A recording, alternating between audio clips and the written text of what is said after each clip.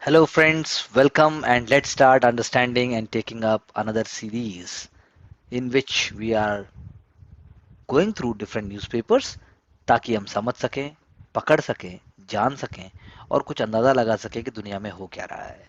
ये अपने आप में, जैसा मैं हर बार कहता हूँ, ये कोई पूरा एकदम कंप्लीट और एकदम ही ready made, ready to eat, I mean to say ready to just mug up scheme nahi hai. This is there to make you understand, to make you love, make you realize, and make you compete with yourself so that you can raise higher, so that you can work faster. Shortcut सुनने में अच्छे लगते हैं लेकिन होते नहीं हैं. There is nothing more sweeter than your own hard work which can take you to the successful route. So welcome one and all, and please do like, share and subscribe our channel. So इससे पहले मैं newspaper की बात शुरू करूं, मैं आज आपसे 2 मिनट चर्चा करना चाहूंगा कि कैसे अनसंग रिवोल्यूशनरीज भी हैं. जी हाँ, कैसे वो अनसंग रिवोल्यूशनरीज भी हैं जिनका नाम एनसीईआरटी में नहीं है, जिनकी बातें एनसीईआरटी में नहीं है, जिनके बारे में हम बात करते हैं लेकिन हम सिर्फ इतना जानते हैं कि भाई ऐसे कुछ थे. For example I give you 2-3 examples. Rani Lakshmibai. Rani Lakshmibai we know all. और एक बहुत ही फेमस पोएम भी है सुभद्रा कुमारी चौहान की, खूब लड़ी मर्दानी वो तो झांसी वाली रानी थी, बुंदेले हर बोले कि मुंह हमने सुनी कहानी थी, खूब लड़ी मर्दानी वो तो झांसी वाली रानी थी. सुभद्रा कुमारी चौहान जी ने ये पोएम लिखी. लेकिन Jhalkari Bai, there was one unsung leader and soldier along with her who played a very important role, जिनको उतना स्थान नहीं दिया गया. ऐसे ही गंगू बाबा. गंगू बाबा जो थे वो नाना साहिब पेशवा के साथ लड़े. नाना साहिब पेशवा, जी हाँ, जिनको बिठूर में भेज दिया गया था 1818, that is third Anglo Maratha war के बाद. So Gangu Baba, he was an amazing fighter. और गंगू बाबा, लाइक झलकारी बाई, आप कह लीजिए ऑप्रेस्ड या फिर बैकवर्ड कम्युनिटी से बिलोंग करते थे और वो ट्रेंड रेसलर थे. That is why he was appointed as security guard by Nana Sahib. तो गंगू गंगू बाबा का नाम इम्पोर्टेंट हो जाता है. उनका उनका ऑरा, उनका आई मीन टू से कंट्रीब्यूशन इम्पोर्टेंट हो जाता है. फॉर एग्जांपल हम कह सकते हैं कि Babu Jagjivan Ram also played a very very important role in uplifting the Dalits. Google कीजिए बाबू जगजीवन राम, देखिए कि बाबू जगजीवन राम का क्या कंट्रीब्यूशन रहा. उनकी daughter, if I am not wrong, Meera Kumar ji, she had an amazing contribution also in public life. So the question is that we should keep on looking forward to new unsung and new smart leaders. उनके उन पर questions आने निश्चित हैं. Revolutionaries पर एक या दो क्वेश्चन प्रीलिम्स में आएगा ही आएगा. हमारी कोशिश है कि हम उनको पकड़ लें, हमारी कोशिश है हम उनको समझ सकें. चाहे फिर वो लाला हरदयाल हो, चाहे फिर वो शहीद उधम सिंह हो, चाहे फिर वो मदन लाल ढींगरा हो, चाहे फिर वो वीरेंद्र नाथ चट्टोपाध्याय हो, चाहे फिर वो वीर सावरकर हो. क्वेश्चंस आसपास से आते हैं और आते रहेंगे. So my goal was to just discuss with you a couple of points so that before we start talking about in details about Indian Express newspaper, we can have a couple of words. So let's go and start understanding what is there. So बात करते हैं हम सबसे पहले कि inflation is rising. We definitely know. तो question यहाँ पे मैं वो बात नहीं करूंगा बार बार जो हम करते हैं कि भाई इन्फ्लेशन क्यों बढ़ रहा है, एक्सटर्नल रीजंस क्या है, इंटरनल क्या है, वो हम सब बात करते आए हैं, जानते आए हैं. लेकिन मैं यहाँ सिर्फ बात कर रहा हूँ industrial recovery is one of the reasons. यानी इंडस्ट्रियल रिकवरी का मतलब होता है फैक्ट्री आउटपुट. फैक्ट्री आउटपुट का मतलब होता है manufacturing. Manufacturing is linked with rising imports. Manufacturing is linked with high crude oil prices. Manufacturing is linked with high pressure on Indian rupee. सब चीज़ों से जुड़ा हुआ है because manufacturing is also linked with exports. This is one thing we need to understand as far as economy is concerned because this is going to be a hot topic for time to come. हम आज बात करेंगे world bank और IMF ने भी जो report दी है कैसे वो बताने जा रहा है कि in coming times there is going to be situation which can be worse than the present times. अगर मैं इसके साथ साथ बात को जोड़ूं कि भाई मैन्युफैक्चरिंग की अगर हम बात करते हैं तो इंडिया में situation is there, factory output decline हो रहा है because the festivity season always wanted to create an additional capacity and inventory which is not visible in that sense right now. यानी कि पिकअप फ्रेजाइल है, extra demand create नहीं हो रही है. यानी मोर हेडविंड्स आने जा रहे हैं, यानी कि डिमांड फॉर कैपिटल या फिर इंफ्रास्ट्रक्चर की जो है गुड्स की, वो तो हो रही है, कैपिटल गुड्स और इंफ्रास्ट्रक्चर की वो थोड़ा थोड़ा बढ़ रहा है, लेकिन जो है गवर्नमेंट का कैपिटल एक्सपेंडिचर भी इसके लिए बहुत हद तक रिस्पॉन्सिबल है, लेकिन इंडस्ट्रियल रिकवरी जो है वो फ्रेजाइल है। That's what we are saying. So India may will be doing better than the rest of the world, including developed economies. But then there is a need to be caution. There is a need to be more smart in approach. ये तो हुई पहली बात जिस पे हम और चर्चा करेंगे। दूसरी बात मैं अगर आपको कहूँ, आपने थोड़े टाइम पहले ही देखा था कि इंडिया ने नमीबिया से चीते मंगाए, तो नामीबिया ने बदले में बोला भाई साहब मेरी भी मदद करो, इंटरनेशनल फोरम से मेरी मदद करो। और साइट्स साइट्स पे पीटी में क्वेश्चन आ चुका है, दोबारा साइट्स देखो, साइट का नेचर देखो, साइट्स पे साइट का मैंडेट देखो। That is convention on international trade in endangered species of flora and fauna. पेड़ पौधे से लेकर जानवरों में उसमें क्या है, इंटरनेशनल ट्रेड जो हम करते हैं वो बहुत ही लॉजिकल, बहुत ही मीनिंगफुल, बहुत ही ज़्यादा सस्टेनेबल होना चाहिए। तो वो भारत से बोल रहा है कि indirectly that please Ivory ban पर से लिफ्ट हटवाइए। आइवरी बैंस पे अगर आप लिफ्ट हटाएंगे then we will be able to promote ivory, you know, क्योंकि Namibia, Botswana, South Africa, Zimbabwe इन सब में है। वहाँ पर मतलब कि आइवरी ट्रेड अगर मीनिंगफुल तरीके से किया जाए they will get some foreign exchange, क्योंकि आइवरी के वहाँ पे बहुत सारा स्टॉक पाइल्स है और इंडिया से वो रिक्वेस्ट कर रहे हैं ताकि सस्टेनेबल बायोडाइवर्सिटी को प्रमोट किया जा सके। So this is what you can say that is one of the key issues. बात ये नहीं हो रही कि आप हाथियों को मारिए, क्योंकि वो कहते हैं कि किसी भी तरह का जो सप्लाई बढ़ेगी उससे एलिफेंट्स की पोचिंग बढ़ जाएगी। अगर मैं आपकी जानकारी के लिए बताऊं तो Ivory trade was band globally in 1989 and all African population जितनी भी एलिफेंट की है उसको हमने साइट्स के अपेंडिक्स 1 में डाल दिया था।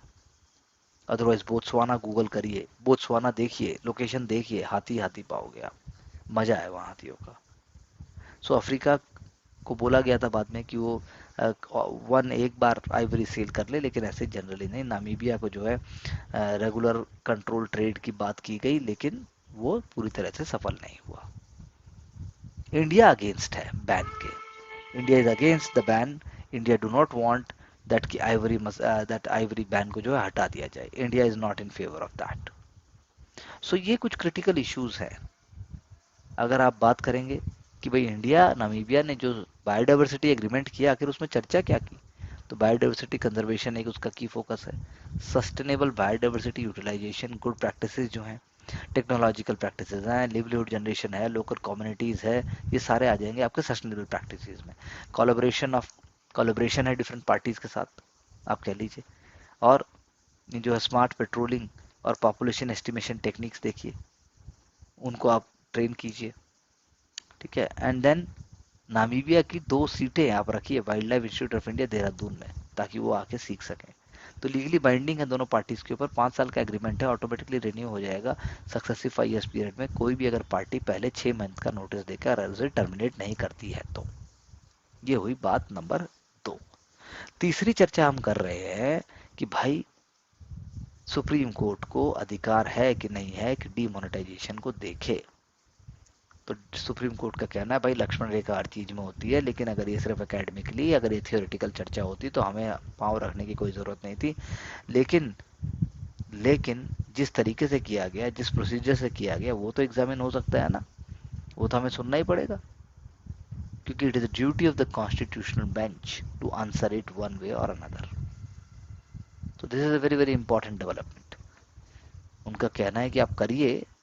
आरबीआई ने भी मान लिया था, आरबीआई ने भी कहा था कि भाई ठीक है, that is a wonderful thing, but then black money और काउंटरफिट नोट के दम पे आप ये मत करिए। लेकिन फिर भी ऐसा हुआ, क्योंकि it will have short term negative impacts on the GDP for the current year. लेकिन किया गया हाई डिनोमिनेशन नोट्स को, 1000 और 500 के नोट्स को ब्लैक मनी और यू नो आप कह लीजिए कि रिस्ट्रिक्ट सर्कुलेशन काउंटरफेट कैश के नाम के ऊपर किया गया, लेकिन ऐसा सक्सेसफुल नहीं हुआ। तो पॉइंट ये है कि कॉन्स्टिट्यूशनल इंपॉर्टेंस की अगर बात करी जाए और सुप्रीम कोर्ट को लगता है कि है, तो वो चर्चा उठाएगा और उठानी भी चाहिए, otherwise it is in the domain of the executive. RBI, reserve bank of India act 1934, वो इम्पोर्टेंट है, उसी की बात होती है, उसी के दम पे डिमोनेटाइज किया गया। दूसरा एक इश्यू जो एग्जामिन करने वाली बात है, that is the doctrine of proportionality, कि 86% नोट्स जो है रेंडेड इनवैलिड हो गए थे इस डिसीजन से। So whether it is logical, whether it is standing the standing the validity of the constitutional laws। लेकिन सरकार का कहना है कि डॉक्ट्रिन ऑफ प्रोफेशनलिटी आप इकोनॉमिक पॉलिसीज पे नहीं लगा सकते, वो एग्जीक्यूटिव का डोमेन है, वो एग्जीक्यूटिव का डोमेन है कि वो क्या करने जा रहा है, कितने प्रपोर्शन में क्या करने जा रहा है। तो बेंच ने क्या कहा कि हम ये बोलते हैं कि भाई एक तरफ पॉइंट है, एक तरफ काउंटर पॉइंट है, तो दोनों बातें हमें देखनी पड़ेगी, इसके बिना हम नहीं कर सकते। So that is how things happens, that is how logic comes, that is how keep on talking, keep on thinking। आप भी जब कभी भी वीडियो देख रहे हैं, you can stop for a moment, you can look around, you can just close your eyes and you can do some eye exercise। You can always go for vitamin A, E and C, because vitamin A deficiency can lead to conjunctival cirrhosis। और omega fatty acids भी आपको high, जिसमें antioxidants हैं, वो आपको लेने चाहिए। 20-20 का रूल आपको फॉलो करना चाहिए। मैं भी आपको याद दिलाता रहूंगा जब जब मुझे याद आएगा। Going further and understanding what else we can pick up।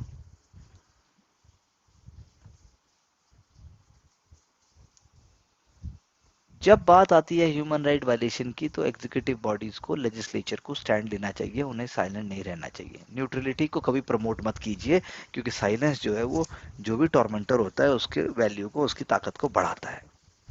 So human rights are quintessential for the flourishing democracy।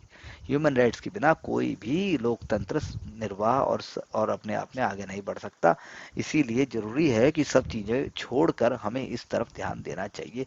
Socio economic and political upliftment का कोई मीनिंग ही रह जाएगा अगर ह्यूमन राइट्स नहीं होंगे, ऐसा करके बात कही गई। तो ये कुछ कोट्स होते हैं, ये कुछ कीवर्ड्स होते हैं जो आप अपने आंसर के शुरू में डाल सकते हैं, जो आप आंसर से कनेक्ट कर सकते हैं।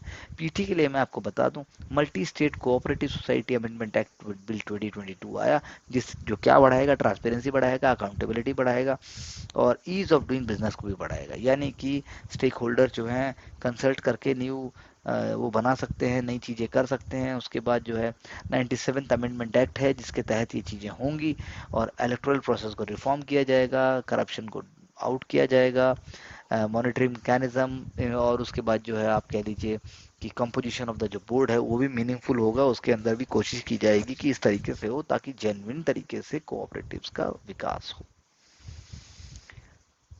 क्योंकि इन्होंने बोला कि हम कोऑपरेटिव इलेक्शन अथॉरिटी बनाएंगे, हम कोऑपरेटिव इंफॉर्मेशन ऑफिसर रखेंगे, हम कोऑपरेटिव ऑम्बुड्समैन करेंगे, तो यानी जितने आप चीज़ें सोचते हो वो सारी की सारी चीज़ें इसके अंदर करने की बात की गई है और इलेक्टोरल डिसिप्लिन भी लेके आएंगे। तो ये बहुत ही पॉजिटिव न्यूज़ है, बहुत ही पॉजिटिव बात है, उसको फॉलो करने की बात होनी चाहिए। Moving further, when our honorable president went on to meet Santhali girls at at Durgabari Tea Estate in Agartala, she went on to speak with them in Santhali. So this is how inspiring and how motivating it is. This is just what I wanted to share with you. Secondly, मैं अगर आपको कहूँ कि वंदे भारत वंदे भारत जो है अम्ब अंदौरा ही बस word important हुआ यहाँ पे। अम्ब अंदौरा से लेकर न्यू दिल्ली के लिए चलेगी, 6 दिन चलेगी, that is fine except Wednesday and all that, but then it is a fourth semi high speed Bharat Vande Bharat train of the country. इसमें कवच भी है। Kavach is the anti train train collision avoidance system, Kavach. Justice is another name for liberty, equality and fraternity. काफी हद तक हम भी स्वीकार करते हैं, काफी हद तक हम भी ये बात मानते हैं। अब अगर मैं बात करूं कि सोशल डेवलपमेंट की, अगर मैं बात करूं मुलायम सिंह यादव जी की जो चर्चा हो रही थी, पहले भी हमने चर्चा की थी, तो यानी कि social development, social justice, economic development, ये सब का सब आपस में जुड़ा हुआ है। तो key point is that there must be focus upon the population of India so that आप जो है सोशलिस्ट आइडियाज को फोकस के साथ साथ आप मॉडर्निटी के साथ लिंक कर पाते हैं, और ऐसा ही जो है मुलायम सिंह यादव जी भी कर पाए थे। राम मनोहर लोहिया के जो आइडियाज थे, उनके आइडियाज थे जो कि भाई इलेक्टोरल पावर को इस डायरेक्शन में मोड़ा जाए कि उस डायरेक्शन से पूरे के पूरे समाज का, बेसिकली वंचित समाज का भला हो। That is what he also stood for. This is one point I can tell you. We have already spoken about RBI's communication to the government on inflation. So उसको पब्लिक डोमेन में रखा जाना चाहिए कि नहीं रखा जाना चाहिए? आप मुझे अपना व्यू बताइए। हम इतना सारी चीजें कर चुके हैं, हम इतनी बातें कर चुके हैं, आपका क्या लगता है कि होना चाहिए कि नहीं होना चाहिए, और होना भी चाहिए तो कैसे होना चाहिए? मूविंग फर्दर, अगर मैं बात करूं गुजरात में गरबा की, तो वो ठीक है, लेकिन गरबा की आड़ में यदि कोई सेल्फ सीकर बन जाए, यदि कोई सेल्फ अपॉइंटेड गार्जियन बन जाए मोरालिटी का, और उसके बाद जो है आप कहिए कि जो माइनॉरिटी के लोग हैं अगर वो गरबे में आना चाहते हैं और वो उनको ना आने दिया जाए और उसके बाद उनको मारा पीटा भी जाए, तो ये कैसी आप किस साइकोलॉजिकल या किस सोशल फिनोमिना में इसको आप रखेंगे? ऐसा हो रहा है गुजरात में। ऑब्वियसली हम डायरेक्टली इसको ऐसा नहीं लिख सकते, लेकिन ये कम्युनल हार्मनी, प्लूरलिज्म उन सब के अगेंस्ट है, और ये कोई अच्छी बात नहीं है। Coming further, article 280 of the constitution mentions finance commission. अब फाइनेंस कमीशन का ऑब्वियसली इवोल्यूशन हुआ है। अगर मैं ब्रिटिश रूल की बात करूं तो इट वाज लॉर्ड मेयोज टाइम जहां पर फाइनेंस के डिसेंट्रलाइजेशन की चर्चा शुरू हुई थी, लॉर्ड मेयो। और मेयो के बाद लॉर्ड रिपन, रिपन के बाद लॉर्ड कर्जन, और उस तरीके से आगे चलता गया, and then you have the government of India 1919। उसके बाद भी डिवोल्यूशन होता चला गया। गवर्नमेंट ऑफ इंडिया 1935 की चर्चा यहाँ की गई है। ये कहा गया है कि सच sums as may be prescribed by His Majesty in Council shall be charged upon the revenues of the Federation in each year as grants in aid of the revenue of such provinces as His Majesty may determine in the need of assistance, and different sums may be prescribed in for different provinces. यानी कि आप जहाँ जहाँ जैसे जैसा हो सकता है वैसे वैसा आप पैसा उठाएंगे, आप एक साथ कांस्टेंट नहीं उठाएंगे, और आप उठाने के बाद आप ये भी करेंगे कि जो फेडरेशन के ऊपर जो रेवेन्यू चार्ज आता है, जैसे मैसूर का अलग होगा, हैदराबाद का अलग होगा, बड़ौदा का अलग होगा। रिपोर्ट भी आई थी, इंडियन फाइनेंशियल इंक्वायरी रिपोर्ट, जिसको नैमर रिपोर्ट कहते हैं, 1936, Krishnamachari inquiry report 1949, and committee on financial provisions of the constitution, इसको सरकार कमेटी कहते हैं, पीटी का। ये बहुत ही अच्छा क्वेश्चन हो सकता है। लेकिन प्रोविंसेस को नीड चाहिए क्यों होगी? अगर उनको मतलब अगर बात की जाए तो उनको नीड क्या चाहिए होगी? तो equity is the idea, there is a basket of goods and services जो कि स्टेट को करनी चाहिए। तो इसीलिए आप ये नहीं कह सकते कि उनको पब्लिक गुड्स कहा जाएगा, क्योंकि पब्लिक गुड्स का एक स्पेसिफिक मीनिंग होता है इकोनॉमिक्स में। इसके अंदर ऐसे भी हो सकते हैं जो कलेक्टिव प्राइवेट गुड की तरह काम करें, जैसे Curlew island is in the Andaman Nicobar. उस जो उनकी पॉपुलेशन 2011 में थी वहाँ 2 थी। पूलो मिलो island also in Andaman Nicobar, population 20 थी उसकी। तो अब 2 और 20 तब भी हम इलेक्शंस के लिए तो करते ही करते हैं। उन्होंने हमने उनको फ्रेंचाइज नहीं किया, इसीलिए जो है रेजिडेंट्स ऑफ इंडिया, इररेस्पेक्टिव उनकी लोकेशन क्या है, कहाँ रहते हैं, क्या करते हैं, वो बात वो जो है वो इंटाइटल्ड हैं सर्विसेज के लिए। और प्रोविंसेस जो अब स्टेट बन गए हैं उनके डिफरेंशियल सोर्स ऑफ रेवेन्यू है, एक सोर्स ऑफ रेवेन्यू नहीं, जैसा हमने बात किया। और कॉस्ट ऑफ डिलीवरी भी फिर स्टेट के हिसाब से वेरी करती चली जाएगी। अब विलेजेस तो बढ़ते चले गए, वो रिक्लासीफाई हो गए, वो लार्जर एग्लोमरेशंस बन गए, और माइग्रेशन भी जो है चेंज होता चला गया। फॉर एग्जाम्पल आप कहेंगे कि हर बार जब 10 साल बाद सेंसस होता है तो फिर पता लगता है कि आखिर स्टेट क्या है। So migration is an important point. Migration एक वॉलेंट्री डिसीजन भी हो सकता है। माइग्रेशन जो है एक ऐसा डिसीजन है जिससे इकोनॉमिक्स, सोसाइटी, पॉलिटिक्स सब जुड़ी हुई हैं। तो ये आर्टिकल एक एग्जाम्पल बता रहा है कि कैसे तरीके से ये ऑपरेट करता है, कैसे तरीके से चीज़ें होती हैं। तो अब ये कॉस्ट की अगर हम जो बात कर रहे हैं, तो अगर आप सभी रेजिडेंट्स पे इंडिया के अगर आप डिवाइड कर देंगे और उसके हिसाब से आप लगा देंगे, वो तो जो है it will not be fair. तो यूनियन जो फाइनेंस कमीशन है, उसका एक टास्क है कि भाई पैसे को या रिसोर्सेज को ऐसे तरीके से डिवाइड करे गवर्नमेंट और स्टेट के बीच में, वो जो है अच्छे से हो पाए। That is a vertical task. और हॉरिजॉन्टल टास्क क्या है? हॉरिजॉन्टल टास्क है डिवाइडिंग स्टेट शेयर्स, की हर स्टेट का शेयर जो है डिफरेंट होगा, इसलिए डिफरेंट डिफरेंट फार्मूले अपनाए गए हैं, डिफरेंट डिफरेंट वेटेज और डिफरेंट डिफरेंट आइडिया के ऊपर ही फोकस किया गया, कोई सेम वो नहीं रहा उसमें क्या। इसलिए आप ध्यान रखिए वेरिएबल क्या होंगे, पॉपुलेशन होगा, ज्योग्राफिकल एरिया होगा, इनकम होगा, डिस्टेंस होगा, इंफ्रास्ट्रक्चर डिस्टेंस भी माना जाएगा और फॉरेस्ट कवर भी आएगा। तो अब 15th फाइनेंस कमीशन ने इस चक्कर में क्या किया होगा, आप सोचिए 15th फाइनेंस कमीशन क्या लेके आ सकता है तीन चीजों को। ए लेके आया वो expenditure equalization based on needs और कॉस्ट ऑफ पब्लिक सर्विसेज, कि एक्सपेंडिचर जो भाई कितना लोग सर्विसेज को मेंटेन करने में और सर्विसेज को देने में लगता है, एक तो एक हो गया। दूसरा, revenue utilization measure by ability state to raise revenue from one और मोर रिसोर्स। पंजाब कम उठा पाएगा, हरियाणा ज़्यादा उठा लेगा, तो बैंगलोर मतलब कर्नाटका तो बहुत ज़्यादा उठा लेगा। और तीसरा, macro indicators covering broader economic और non economic indicators that approximate physical capacity where data constraints make it difficult to apply the other approaches. यानी कि मैक्रो इंडिकेटर्स देखने पड़ेंगे, ब्रॉड इकोनॉमी के उसके हिसाब से किया जाएगा। तो अब एक ही जो बात थी कॉस्ट पार्ट की, अगर हम बात करें तो फॉरेस्ट कवर जो है वो नेसेसरली आप ये नहीं कह सकते कि भाई अपने आप में वो आ, आगे बढ़ता चला जाएगा या अपने आप में उसके बहुत सारे आए, क्योंकि फॉरेस्ट कवर अपने आप में आप समझ लीजिए कि पॉजिटिव एक्सटर्नैलिटीज जुड़ी हुई है फॉरेस्ट कवर से। पॉजिटिव एक्सटर्नैलिटीज क्या होती हैं कि भाई आपके किसी काम कर रहे से पॉजिटिव स्पिन ऑफ्स क्या हैं। भाई अगर फॉरेस्ट है तो वहाँ से कंद मूल मिलेंगे, वहाँ से जो है फॉरेस्ट से आपको कह लीजिए कि आपको हर्ब्स मिलेंगी, आपको लिवलीहुड की बात होगी। और हम एक बार चर्चा भी करेंगे अलग से कि कैसे फॉरेस्ट राइट्स देने से interiors of Orissa, interiors of Chhattisgarh में कितना चेंज आया है।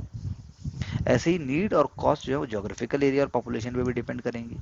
उसके बाद जो है 15th फाइनेंस कमीशन की बात करें तो population of the state represent the need of the state to undertake expenditure for providing services to citizen. सही बात है।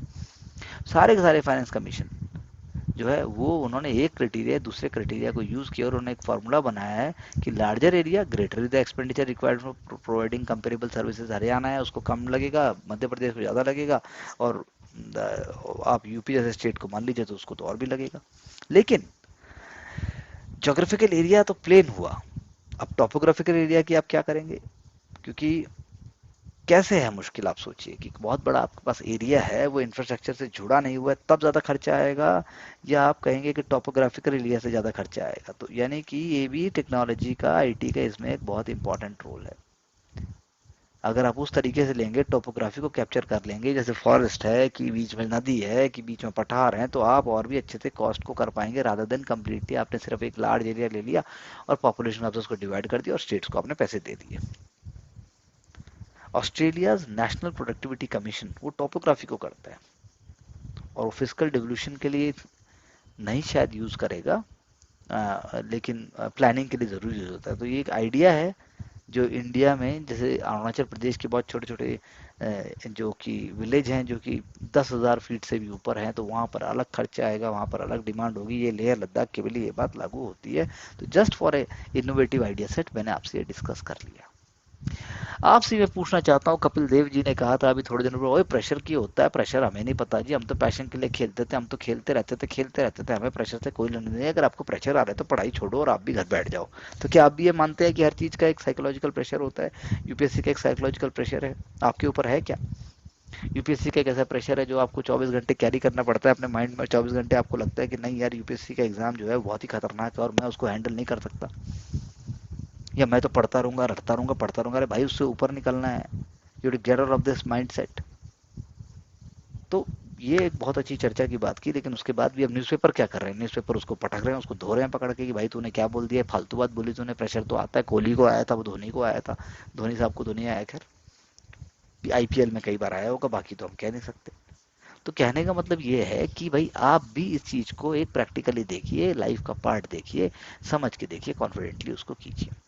इंडियन स्टूडेंट जो हैं अब्रॉड रहते हैं भाई, तो अगर 50 चले गए तो 40 तो लौट के नहीं आएंगे, वहीं से एमए पीएचडी कर लिया और वहीं बस गए, वहीं वर्क वीजा ले लिया, हो गया। लेकिन सेंटर जो है इसको ट्राई कर रहा है, इसको रिवर्स करने के लिए, ब्रेन ड्रेन को रिवर्स करने के लिए, उसको ब्रेन गेन बोल रहा है, और वो कोशिश कर रहा है कि हमारा टैलेंट हमारे यहाँ ही रिटेन रहे। तो आपका इस बारे में क्या कहना है, कैसे रिटेन हो सकता है इंडिया का टैलेंट हिंदुस्तान में ही, ये प्लीज आप सोच कर बताइए। जबकि मैं आपसे शेयर कर दूं कि चाइना जैसी कंट्री के अंदर मैक्सिमम स्टूडेंट्स अपना कोर्स पूरा किया और वापस अपने देश को, ऐसा इंडिया के साथ बिल्कुल भी नहीं होता। अब हम बात करते हैं कि भाई जो डिप आया है वाइल्ड लाइफ में पिछले 5 डिकेड्स में पीटी के लिए और मेंस के लिए, और खासकर आंसर्स के शुरू में कहीं ना कहीं डालने के लिए, ये बहुत ही अच्छी सॉलिड एक स्कीम हो सकती है। World wide fund, world wild life fund मुझे कहना चाहिए, उसने रिपोर्ट डाली कि 69% एवरेज डिक्लाइन हुआ है। 4 बार आप इस चार्ट को पढ़िएगा तो आपको समझ आ जाएगा, 4 बार आप इस चार्ट को देखोगे तो आपका दिमाग एकदम घूम जाएगा कि यार इतना खतरा हो चुका है। 94% एवरेज डिक्लाइन है लैटिन अमेरिका और कैरिबियन रीजन में। 137 किलोमीटर का सुंदरबन जो है, मैंग्रोव जहाँ पर है, मैंग्रोव बहुत ही इंपॉर्टेंट कोस्टल एरिया में ट्रीज होते हैं जो कि बाढ़ को रोकते हैं, सेलिनिटी होती है उनकी रूट्स में, और वो एक तरीके का ऑसम इकोसिस्टम भी क्रिएट करते हैं। Agriculture most prevalent threat to amphibians है। Hunting and trapping most likely to threaten birds and animals. देखिए अब आप, हंटिंग और ट्रैपिंग से ज्यादा एग्रीकल्चर की बात है। Agriculture is the most important threat to amphibians. तो ये चार्ट देखिए, समझिए इसको, क्योंकि इसका एक अम्ब्रेला इफेक्ट है सारी स्पीसीज के ऊपर। अम्ब्रेला इफेक्ट का मतलब होता है कि भाई एक को असर हुआ, फिर दूसरे को हुआ, फिर तीसरे को हुआ, ऐसे करके एक चेन सी बन जाती है। और साथ साथ में आप देखिए कि जूलॉजिकल सोसाइटी ऑफ लंदन इसके साथ इन्वॉल्व है, that is important for PT perspective. और आप ये भी देख सकते हैं कि भाई इंडिया या पूरे वर्ल्ड में मुझे कहना चाहिए, इंडिया की खासकर अगर हम बात करें तो हनी की पॉपुलेशन में भी, हनी बी की पॉपुलेशन में भी डिक्लाइन हुआ है। और 17 से ज्यादा फ्रेश वाटर टर्टल्स तो इस पीरियड के अंदर एकदम गायब से ही हो गए हैं।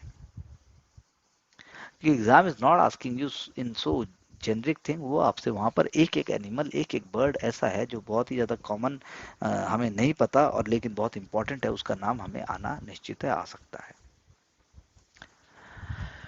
जब हमारे फाइनेंस मिनिस्टर मैम जो कहती हैं कि भाई हमारा जो है बजट बहुत ही केयरफुली स्ट्रक्चर्ड होगा, इसका मतलब क्या आप लगाते हैं? From the general studies paper 3, structured budget का मतलब है उसमें पॉलिसीज होंगे, उसमें प्रोग्राम्स होंगे, उसके अंदर स्कीम्स जो पहले से चल रही है उनको ठीक से करने की बात होगी। So that is what one thing we need to see by structured, यानी इकोनॉमिकली स्ट्रक्चर्ड। जब वो आएगा तब हम उसका देखेंगे और वो अपने आप में फिगर करेगा कि जो चीजें पहले छोड़ दी हैं, जो एंगल पहले मिस कर दिए, उन एंगल्स को भी वो लेना चाहेगा हर हाल में। आईएमएफ की मैंने बात की थी मैंने स्टार्टेड दिस लेक्चर, तो आईएमएफ की रिपोर्ट आई है, इंटरनेशनल मॉनेटरी फंड की लेटेस्ट जो वर्ल्ड इकोनॉमिक आउटलुक है, जो साल में 2 बार आता है, एक अक्टूबर में आता है और एक अप्रैल में आता है, और उसके बाद जो है अपडेट्स भी आते हैं ताकि पॉलिसी मेकर वर्ल्ड के अपने हिसाब से अंदाजा लगाए। जैसा मैंने आपसे अभी कहा कि भाई इस केस में प्रेजेंटली ये कहना चाहिए हमें कि आईएमएफ की रिपोर्ट कहती है कि भाई मुसीबत बढ़ रही है, इन्फ्लेशन बढ़ रहा है, लेकिन उसने स्टैगफ्लेशन वर्ड यूज नहीं किया, यानी इन्फ्लेशन भी बहुत ज्यादा होगा और ग्रोथ भी नहीं होगी तो स्टैगफ्लेशन हो जाएगा। अब स्टैगफ्लेशन की बात तो वो नहीं कर रहा है, इसलिए वो कह रहा है कि भाई ग्रोथ जो है रुकी हुई है, परसिस्टेंटली हाई इन्फ्लेशन है और हाई इन्फ्लेशन की वजह से ग्रोथ रुकी हुई है। और उसके अंदर भी जैसा मैंने आपसे पहले भी कहा है कि बहुत सारे फैक्टर्स हैं। भाई डोमेस्टिक फैक्टर्स है इंडिया के लिए, पर डोमेस्टिक फैक्टर्स से ज्यादा ग्लोबल फैक्टर्स की बात है। ग्लोबल फैक्टर्स में भी जो हमारा क्रूड ऑयल इंपोर्ट है वो बहुत इंपॉर्टेंट है, और क्रूड ऑयल इंपोर्ट के अंदर भी 80% जो हम इंपोर्ट कर रहे हैं उसके अंदर भी फैक्टर आता है कि भाई what is the cost price. ये सारी बातें हमने पहले भी डिस्कस की हैं, लेकिन वही है कि जब वर्ल्ड इकोनॉमिक रिपोर्ट उस बात को कह रहा है तो अगर आप मैप देखोगे तो आपको पता लग जाएगा कि वर्ल्ड आउटपुट क्या है। यूनाइटेड स्टेट्स की देखिए, यूरोपियन एरिया की देखिए, चाइना की देखिए, तो 3 बातें कहता है वो। पहली बात तो चाइना का स्लो डाउन, वो हमारे लिए बहुत नुकसानदेह है, मतलब पूरे वर्ल्ड के लिए नुकसानदेह है। दूसरा, वो कॉस्ट ऑफ लिविंग बढ़ गई है because of the Ukraine invasion. और तीसरी बात जो कही जा रही है वो ये है कि भाई कंसिस्टेंटली जो हो रही हैं चीजें, जैसे कॉस्ट ऑफ लिविंग हो गया, Russian crisis, Russian Ukraine crisis हो गया, इससे पूरा सब कुछ डामाडोल हो गया है। तो ग्लोबल कोर इन्फ्लेशन जब हम देखते हैं तो वो बढ़ा है पहले से, लेकिन उसके अंदर अगर हम एनर्जी और फूड प्राइसेस को हटा दें तब भी वो बढ़ा है, और उसके बाद वो डाउन साइड में जाने की बात हो रही है। सेवरल डाउन साइड रिस्क हैं, जैसे मैंने आपसे कहा। सबसे इंपॉर्टेंट क्या है? पॉलिसी मिसकैलिब्रेशन, ये बहुत इंपॉर्टेंट कॉन्सेप्ट दिया है इन्होंने। पॉलिसी मिसकैलिब्रेशन यानी कि ऐसा तो कहीं नहीं है, ऐसा तो नहीं है कहीं कि भाई जो पॉलिसी आप कर रहे हैं वो एक दूसरे के अगेंस्ट रन कर रही है। कैसे? फॉर एग्जांपल फिस्कल और मॉनेटरी पॉलिसी दोनों एक दूसरे के पैरेलल चल सकती हैं, लेकिन दोनों एक दूसरे में घुस नहीं सकती। जैसे कि इन द यूके रिसेंटली जो यूके प्राइम मिनिस्टर हैं लिज ट्रस, उन्होंने क्या किया, खुद तो अनाउंसमेंट कर दी भाई ये इसकी छूट, उसके छूट, इसकी छूट। और जो उनका बैंक है, द बैंक ऑफ इंग्लैंड है, वो इंटरेस्ट रेट को रेज कर रहा है। यानी वो टाइट मॉनेटरी पॉलिसी फॉलो करने की बात कर रहा है, आप जो है ढीला कर रहे हो। दोनों चीजें एक दूसरे के कॉन्ट्रास्ट में हो गई और वहां नुकसान हो गया। तो इसलिए अलाइन होनी चाहिए, अलाइन होनी चाहिए। मॉनेटरी पॉलिसी मेकर जो है वो, मॉनेटरी पॉलिसी जो है वो ओवर टाइट भी नहीं होनी चाहिए। इंटरेस्ट रेट उतने बढ़ने चाहिए जितनी जरूरत है। ओवर टाइटनिंग होने से भी ग्रोथ रुक जाती है। तो फाइनेंशियल स्टेबिलिटी भी चाहिए और फाइनेंशियल इंटरप्ले भी चाहिए, और उसमें डॉलर का, यूरोपियन यूनियन के यूरो का, युआन का और इवन यान का, सबका बहुत इंपॉर्टेंट रोल है। बास्केट का सबका रोल है। इंडिया की बात हम अक्सर करते आए हैं। ऑब्वियसली डोमेस्टिक इन्फ्लेशन थोड़ा कम हो जाना चाहिए, ऑयल इंपोर्ट के ऊपर थोड़ा कंट्रोल होना चाहिए, और उसके बाद जो है ट्रेड डेफिसिट जो है वो कम होना चाहिए, एक्सपोर्ट बढ़ने चाहिए, इंपोर्ट जो है थोड़ा कम होना चाहिए। उस तरीके से जो हमारा नेसेसरी है वो होना चाहिए। तो पॉइंट ये है कि जो हमारी इतनी बड़ा लेवल है जो सब्सिडीज का, उस पर भी हमें सोचना पड़ेगा कि भारत को क्या करना पड़ेगा। लॉन्गर रन में ऐसा ये सिस्टम चलना मुश्किल है। It has to be more and more smartly put up. अब अगर मैं पीटी के एंगल से एक और बात करूं तो ऑफिशियल लैंग्वेज कमेटी होती है जो कि होम मिनिस्टर हेड करते हैं, और सब कमाल की बात क्या है कि होम मिनिस्ट्री इसको जो है वो पार्लियामेंट में नहीं देती, इसको प्रेसिडेंट को देती है, और प्रेसिडेंट जो है बाद में उसको पार्लियामेंट के अंदर प्रस्तुत करते हैं। तो शाह पैनल 11वां नंबर है। अमित शाह साहब ने जो पैनल पे अभी सिट किया वो 11 नंबर का पैनल है। इससे पहले भी 11 रिपोर्टें आ चुकी है। उन्होंने बोला आईआईटी हो, आईएमएम हो, जुडिशरी हो, लोअर जुडिशरी हो, सब जगह हिंदी बोली जानी चाहिए। स्टेट जो ए स्टेट्स हैं, ए यहाँ पर हिंदी कंपलसरी होनी चाहिए। जैसे मैं भी आपसे हिंदी में ही बात कर रहा हूँ। High court, lower high court की लैंग्वेज भी हिंदी होनी चाहिए। जो स्टेट बी हैं वहाँ मैंडेटरी नहीं है, यानी 65% से कम जहाँ पर हिंदी बोली जाती है वो बी में आ जाते हैं। बी में थोड़ा बहुत होगा, थोड़ा बहुत Gujarat, Maharashtra, Punjab, union territory of Chandigarh, Dadra and Nagar Haveli, ये बी में आ जाएंगे। और फिर सी में आते हैं आपके साउथ इंडियन स्टेट जहाँ पर हिंदी का कोई भी कंपल्शन नहीं है, क्योंकि फार्मूला यही है कि इंग्लिश जो है वो यूज़ करती जाएगी। 1965 के बाद भी ये बात हुई कि हिंदी के साथ साथ अंग्रेजी भी यूज़ करते जाएंगे। और 1968 जनवरी 18 को ये बात तय हो गई कि ऑफिशियल लैंग्वेज रेजोल्यूशन जो बना उसके मतलब ये था कि हिंदी को यूज करना है ऑफिशियल पर्पसेस के लिए by the union of India. लेकिन इसका मतलब ये नहीं है कि इंग्लिश हट जाएगी तो साउथर्न स्टेट्स को इसके लिए कोई भी प्रॉब्लम नहीं है। अब हिंदी का आर्टिकल आपको याद होना चाहिए, जो प्रीलिम्स में तो मैं नहीं कहूंगा आर्टिकल आ जाएगा, लेकिन पीसीएस में जरूर आ सकता है, आर्टिकल 351 ऑफ द कॉन्स्टिट्यूशन। और पहली जो रिपोर्ट थी वो 1987 में सबमिट की गई, और अभी जो है 11वीं रिपोर्ट है, जैसा मैंने आपसे कहा। हिंदी में ही बताया मैंने आपको। साउथ इंडियन स्टेट्स के लिए कोई कंपल्शन नहीं है, अदरवाइज स्टेट्स की कैटेगरीज हैं ए, बी एंड सी। अब अगर मैं बात करूं कि देश में जैसे और भी कुछ डेवलपमेंट्स हैं, जैसे अब आप बात करें असम की, तो असम के अंदर Assam disaster risk reduction road map, DRR। अब इसके आप ये देखिए, इसके आप रेजिलियंट फीचर देखिए, थीमेटिक फीचर्स देखिए आप क्या क्या है। Social service structure, critical infrastructure, citizen, town, livelihood, emergency response system, recovery and building back better and shared resilience. तो इन सारे के सारे फैक्टर्स को आप सबको तो भले ना लिखें क्वेश्चन की डिमांड के हिसाब से, लेकिन अगर क्वेश्चन ऐसे में तो आप ऐसा नहीं कर सकते कि आप डिजाइन बना दें। लेकिन अगर आप एथिक्स की बात करेंगे तो एथिक्स के अंदर ऐसे पॉइंट्स आप लेके आ सकते हैं। एक विजन डॉक्यूमेंट है। असम जो है स्टेट का सबसे most multi hazard risk prone state है, और वो स्टेट ऑनरेबल जो चीफ मिनिस्टर वहां की कोशिश कर रहे हैं कि उसका एक बड़ा प्लेटफॉर्म क्रिएट कर सके। टेक्निकल सर्वेलेंस होना चाहिए, स्किल्स होने चाहिए, मैन पावर होनी चाहिए। उसके बाद जो है एक तरीके का बॉटम जो अप्रोच है, यानी कि जो लोकल बॉडीज हैं उनका बहुत इंपॉर्टेंट रोल आ जाता है इस चीज में। तो इसीलिए मेरा आपसे कहना है कि की थिंग्स को बढ़ाते जाइए, की आइडियाज़ को बढ़ाते जाइए, खुश होकर पढ़िए, चीज़ों को संभालिए। जो चीज़ें होनी चाहिए किसी भी तरीके से राइट, उनको राइट करने की बात कीजिए। नहीं तो एग्जामिनेशन में हमें दिक्कत होती है। एग्जामिनेशन इज डिमांडिंग सच की things which only come through broader understanding, या फिर आपका एक्यूमेंट डेवलप हो गया उसके हिसाब से आप उसको यूज कर सकते हैं। अब मैं अगर आपसे बात करूं नेशनल मास्टर प्लान की, तो नेशनल मास्टर प्लान जो है, यानी कि 22 मिनिस्ट्रीज और सारे के सारे स्टेट जो है उनका एक इंडिविजुअल पोर्टल बना दिया गया, एम्पावर्ड ग्रुप ऑफ सेक्रेटरीज भी हैं, तो नेशनल नेशनल मास्टर प्लान बनता है जो इंफ्रास्ट्रक्चर को ड्राइव करेगा। यानी कि जो गति शक्ति नेशनल मास्टर प्लान है उसने जो है इंफ्रास्ट्रक्चर प्रोजेक्ट्स की काया ही पलट दी है। 125 रेलवे प्रोजेक्ट आइडेंटिफाई किए गए, उनको डबल किया गया, ट्रिपल किया गया। क्या मिसिंग कनेक्टिविटी है आप सोचिए। पंजाब से लेकर आसाम तक डबल ट्रैक कर दिया गया, सिर्फ 95 किलोमीटर का स्ट्रेच है गोरखपुर से वाल्मीकि नगर, वहां पर नहीं है।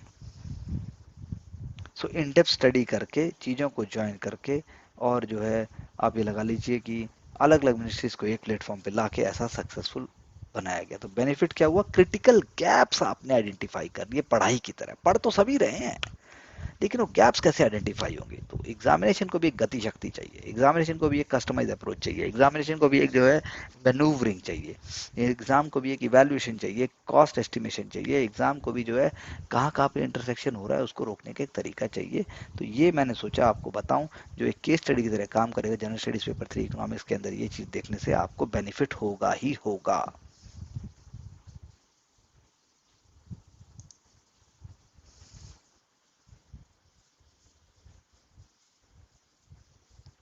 दूसरा, अगर हम बात करें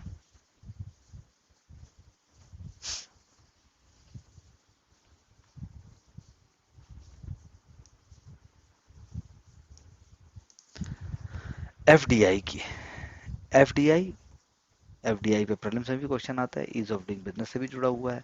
और एफडीआई जो है, अगर आप बात करें कि फॉरेन इन्वेस्टर हमारे यहाँ देखते क्या है, यानी कि हमारे यहाँ बिजनेस करना चाहते हैं, वो हमारे यहाँ इन्वेस्टमेंट करना चाहते हैं, हमारे यहाँ कैपिटल लगाकर स्मॉल और मीडियम इंटरप्राइजेस के अंदर अगर वो करें तो 40% एम्प्लॉयमेंट का हमारा राइज हो सकता है।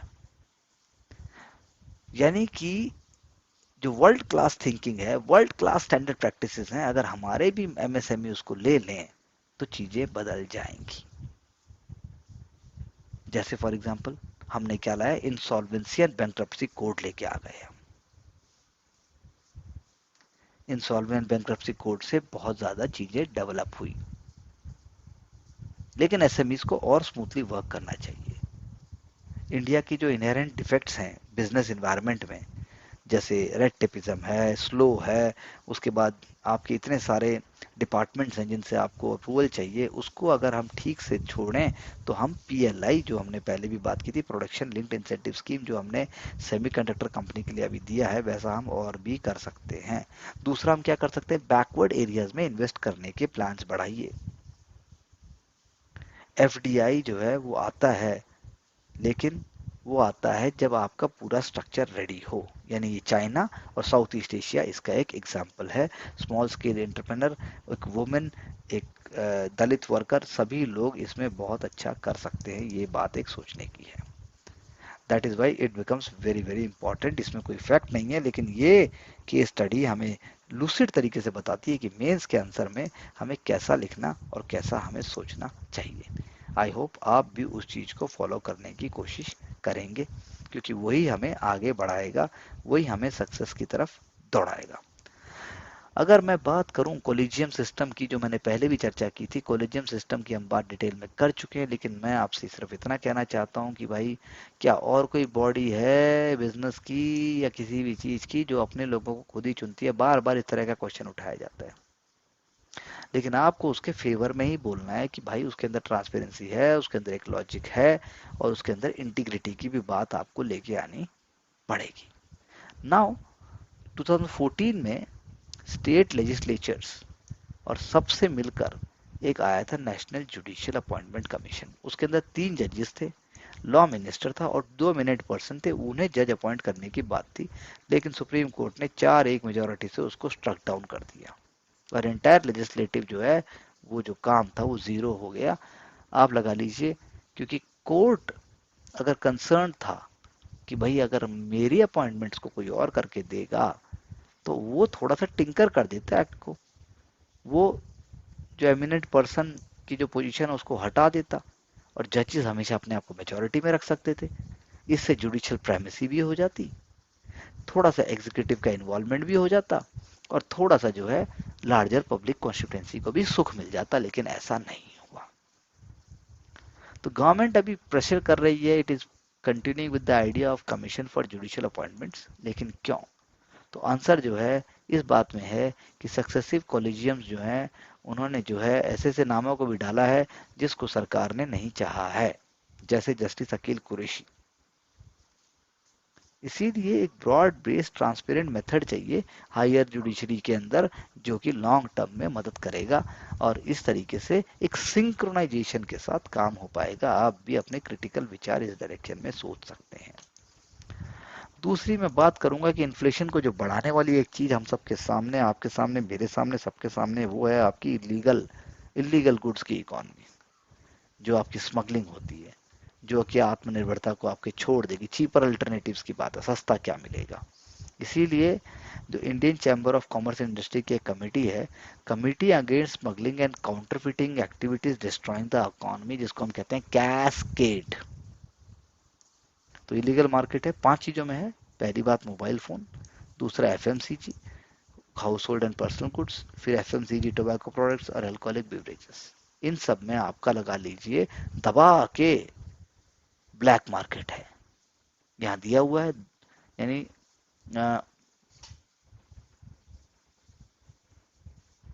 2,60,094,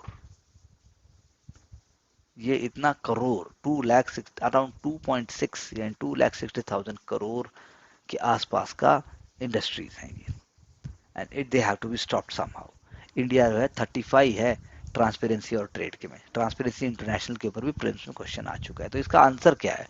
इसका आंसर है कि हमें टैक्सों को रेशनलाइज करना पड़ेगा, हमें लोकल ब्रांड्स को प्रमोट करना पड़ेगा, तभी जाके हमारा प्रैक्टिकल सॉल्यूशन आएगा, और कोई इसका चारा नहीं है। इंटरनेशनल मैन्युफैक्चरर्स पे डिपेंडेंस कम करनी पड़ेगी, लोकल एरियाज को बढ़ाना पड़ेगा, local ideas, local strategy, local manufacturing को हमें कलेक्टिव एक्शन लेके करना पड़ेगा। उससे ही हम ये चीप, इलिसिट और लो क्वालिटी गुड्स को हिंदुस्तान में रोक सकते हैं। हमें कटिंग एज टेक्नोलॉजी जैसे artificial intelligence, blockchain, location technology, ये सब भी प्रयोग करना चाहिए, और साथ साथ में हम सबको मिलकर भी देश का साथ देना चाहिए, क्योंकि उससे इम्पोर्टेंट और अच्छा कुछ नहीं है। अगर मैं बात करूं एनवायरनमेंट की, तो एनवायरनमेंट के अंदर भी बहुत इंपॉर्टेंट डेवलपमेंट अगर हम बात करें, COP26 ग्लासगो में हुआ था, उसके अंदर टेक्नोलॉजिकल एक ऑप्टिमिज्म आया कि भाई कुछ तो होने वाला है, टेक्नोलॉजिकल सॉल्यूशन डिस्कस किए गए। उनमें 3 रिसोर्सेज की बात की गई। एन इलेक्ट्रिसिटी, यानी ऐसी इलेक्ट्रिसिटी जो कार्बन डाइऑक्साइड से पैदा, मतलब which is generated by renewable resources, मुझे कहना चाहिए। Carbon capture and storage, her bar PT में इस पे क्वेश्चन आता है। और तीसरा बायोमास।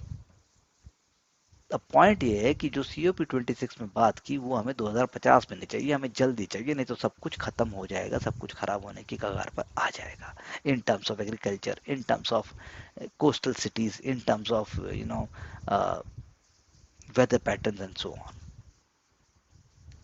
तो पॉइंट यही है कि भाई जो इंडिया को या पूरे वर्ल्ड को न्यूक्लियर पावर की बहुत अधिक ज़रूरत है, उसकी कैपेसिटी बढ़नी चाहिए, लेकिन जिस तरीके से अभी काम हो रहा है उस तरीके से 400 साल में भी नहीं हो पाएगा।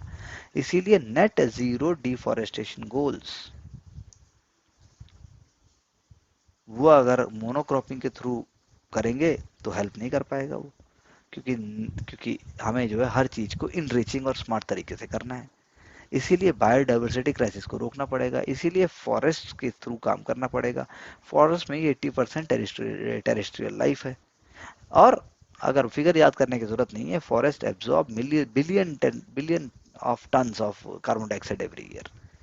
तो वही बात है कि अब कितना ठंडा हो पाएगा, वो कार्बन डाइऑक्साइड इकट्ठी होती चली जाती है, इतना होता नहीं। तो कंजर्वेशन ऑफ फॉरेस्ट, और 37% या कुछ हद तक तो स्मार्ट वर्क कर सकते हैं, उसके आगे वो भी नहीं कर सकते। सब कमाल की बात ये है।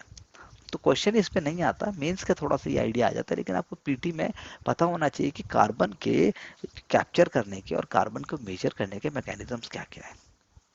तो रियल प्रॉब्लम ह्यूमन कंजम्पशन है, रियल प्रॉब्लम ओवर कंजम्पशन है, ना कि कोई और चीज। ये हमें सोचना और अप्रिशिएट भी करना पड़ेगा, क्योंकि इसका कोई और चारा नहीं है। This is very very important because this is only going to help us in understanding and also in revising. अगर हम ऐसे ही सोचेंगे इस पूरे को रट लेते हैं, रटने से ही मेरा काम हो जाएगा, तो वो बड़ा मुश्किल सा बात है, वो होना थोड़ा सा टफ होगा। अब अगर मैं बात करूं टाइम्स ऑफ इंडिया से एक बहुत ही इंपॉर्टेंट आर्टिकल कि भाई रुपी फॉल हो रहा है तो फायदा क्या हो सकता है, तो ये भी एक पीटी के एंगल की अप्रोच है, पीटी के पेपर के लिए एक अप्रोच है। यूएस के इन्फ्लेशन पहली बार इंडिया के इन्फ्लेशन से चला गया, जबकि उसका जो है ऑलरेडी जो पॉलिसी रेट है वो रेज हो रखा है, तो टाइटनिंग हो रही है। यूरोपियन सेंट्रल बैंक भी मॉनेटरी कॉन्ट्रैक्शन के ऊपर है, चाइना भी जो है वो रियल एस्टेट बूम खत्म हो रही है और जो है चीज़ें बदल रही हैं। इंडिया में भी पैंडेमिक टाइम का एक्सपोर्ट बूम खत्म हो गया है। तो अब यानी क्या हो गया, अब हो गया हमारा हाई सीएडी, तो कैपिटल यानी दूसरे तरीके से जा रहा है, राइजिंग इंटरेस्ट रेट्स हो रहे हैं और इन्वेस्टर्स अपना पैसा निकाल रहे हैं। लेकिन इंडिया की फिस्कल पॉलिसी के पास चॉइस बहुत थोड़े हैं, क्योंकि पॉलिसी मेकर्स कंपनसेट नहीं कर सकते। जो भी एक्सटर्नल डिमांड गिरेगी, भाई मैं उसके बदले शहर में जो है अपने यहाँ पैदा कर दूंगा डिमांड, ऐसा तो होने नहीं जा रहा है। और फिस्कल डेफिसिट भी बहुत हाई है, डेट टू जीडीपी रेशियो हमारा कितना है, 90% के आसपास है। तो इसलिए फिस्कल स्पेस यानी पैसा खर्च करने का स्पेस, पैसा उधार लेके फैलाने का स्पेस सरकार के पास बहुत थोड़ा है।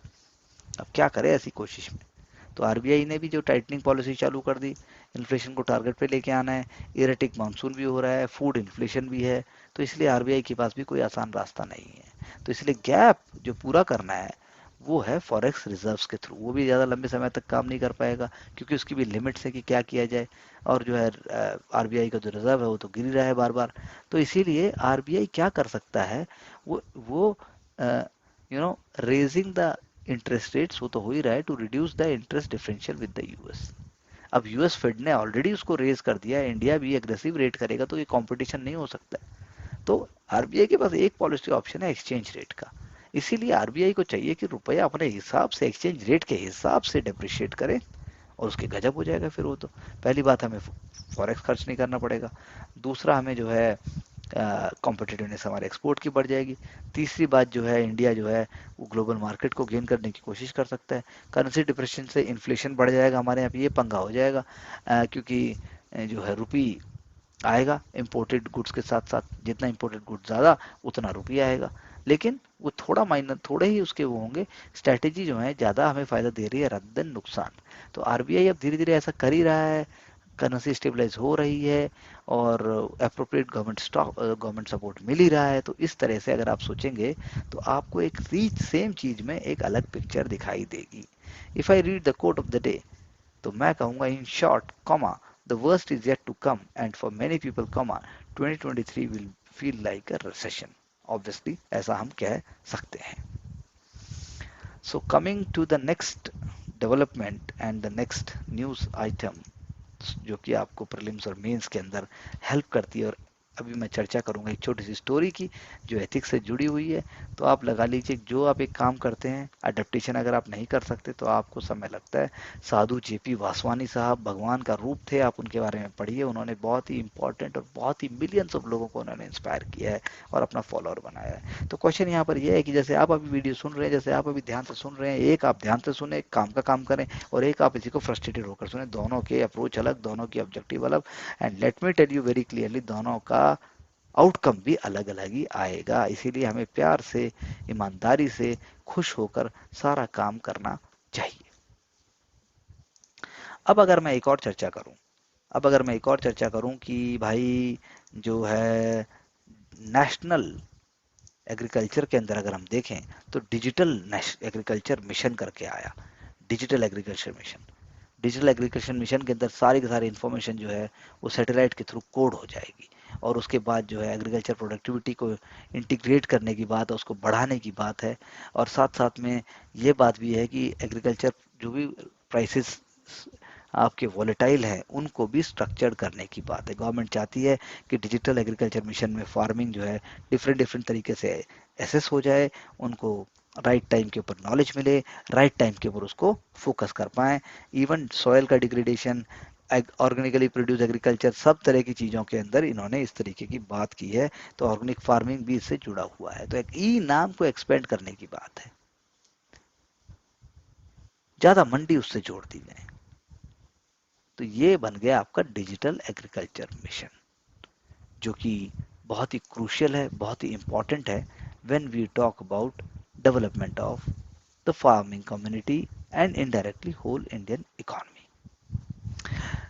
आरबीआई क्या आपका कोऑपरेटिव एक्ट में ऑलरेडी आपसे चर्चा कर चुका हूं। अब हम बात करते हैं दूसरी चीज की, अ, जिसमें हमें देखना है कि और अगर जो इम्पोर्टेंट डेवलपमेंट है वो क्या है और कैसे हमें हेल्प कर सकता है। I have already spoken to you about wildlife. जैसे मैंने आपसे अभी कहा 70% तक डिक्लाइन हो चुका है, ये फिगर और फैक्ट्स हमें याद होने चाहिए।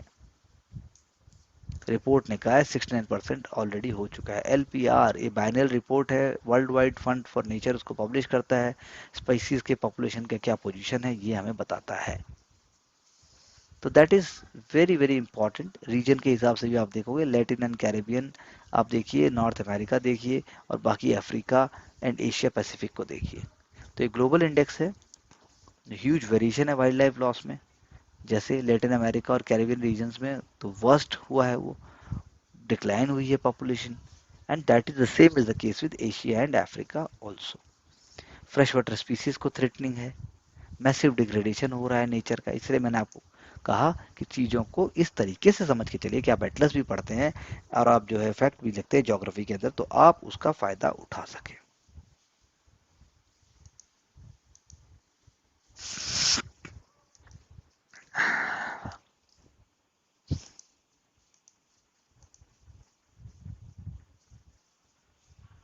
Coming to the next development,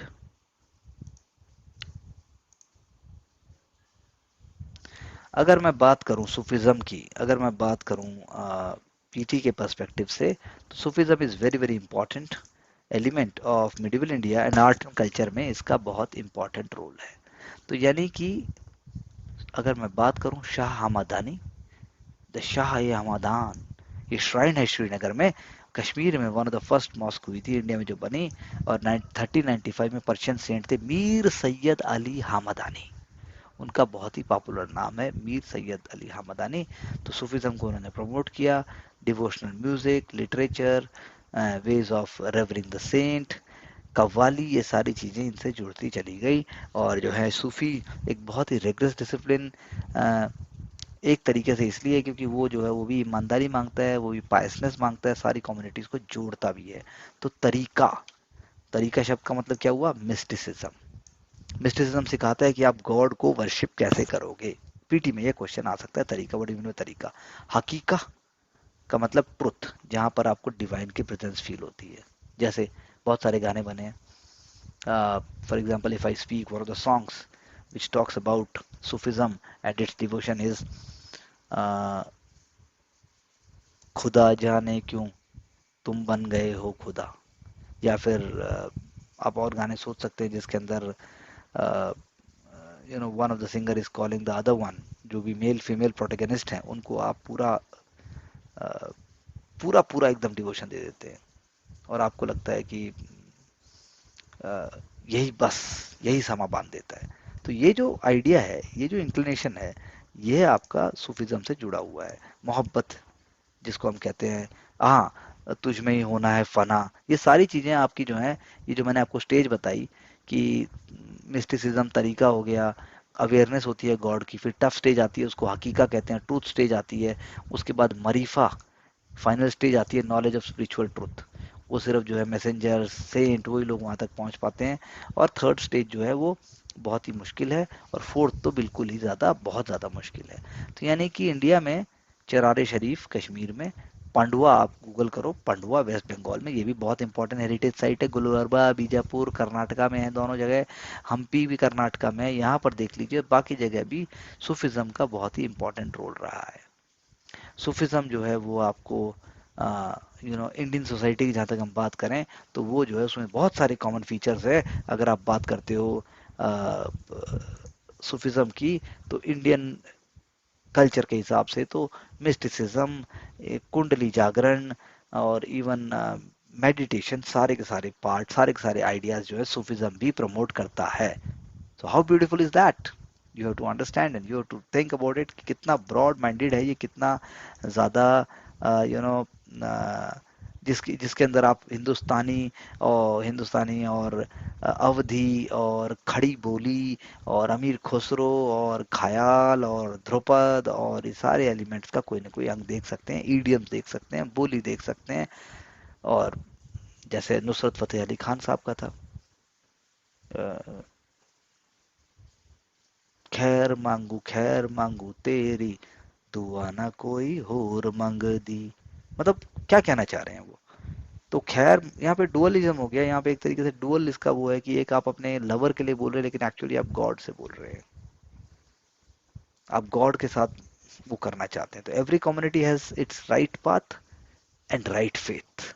There is no segregation, there is no, narrow mindedness. With these ideas, some of the ideas which definitely going to help you for the prelims, I wind up this lecture so that you can make up your own notes and link it with other areas. We are going to pick up more and more, topics.